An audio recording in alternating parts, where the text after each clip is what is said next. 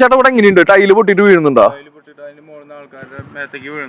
Okay, മേത്തേക്ക് വീഴുന്നുണ്ട്, പരിക്കും പറ്റുന്നുണ്ട് അല്ലെ? KSRTC എൻട്രൻസിലാണ് കേട്ടോ. ഇവിടെ സ്ട്രീറ്റ് ലൈറ്റ് സംവിധാനങ്ങളില്ല പ്രോപ്പറായിട്ട്. അതായത് സ്ത്രീകളോ കാര്യങ്ങളോ വരികയാണെങ്കിൽ അവർക്ക് സുരക്ഷിതമായിട്ടുള്ള ഒരു യാത്ര ഈ എൻട്രൻസിൽ ഇല്ല. അഥവാ ഓട്ടോറിക്ഷക്കാരോ കാര്യങ്ങളൊക്കെ ഉണ്ടെന്നുണ്ടെങ്കിൽ കുഴപ്പമില്ല.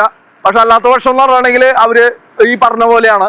ഇവിടെ എൻട്രൻസിൽ തന്നെ നോക്കുകയാണെന്നുണ്ടെങ്കിൽ വണ്ടിയുടെ ഫിറ്റ്നസ് കറക്റ്റായിട്ട് പ്രോപ്പറായിട്ട് മെയിൻറ്റെയിൻ ചെയ്യാൻ പറ്റിയിട്ടുള്ള രീതിയിലല്ല ഈ എൻട്രൻസ് തന്നെ എടുക്കുന്നത്.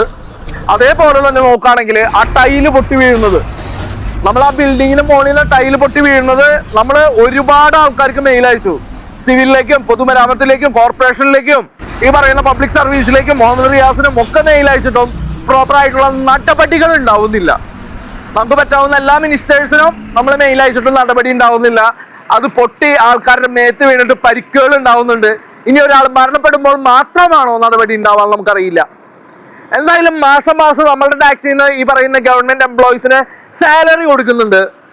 എന്ത് തൊഴിൽ ചെയ്തിട്ടാണ് അല്ലെങ്കിൽ എന്ത് സേവനം ജനങ്ങൾക്ക് പ്രൊവൈഡ് ചെയ്തിട്ടാണ് അവർ ഈ സാലറി വാങ്ങുന്നതെന്ന് ചോദിച്ചുകൊണ്ട് ബൈ.